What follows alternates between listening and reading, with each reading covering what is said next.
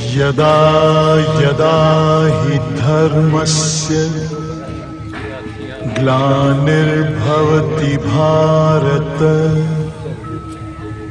अभ्युत्थानम् अधर्मस्य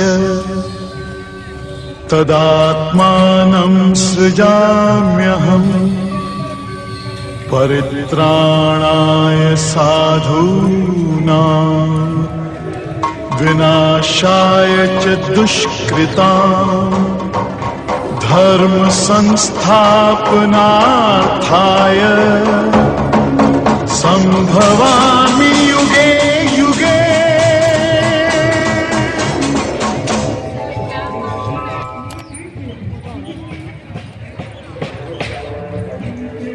यदा यदा हि धर्मस्य ग्लानिर्भवति भारत अभ्युत्थानम् अधर्मस्य तदात्मानं सृजाम्यहम् परित्राणाय साधूनां विनाशाय च दुष्कृतां धर्म संस्थापनार्थाय संभवामि युगे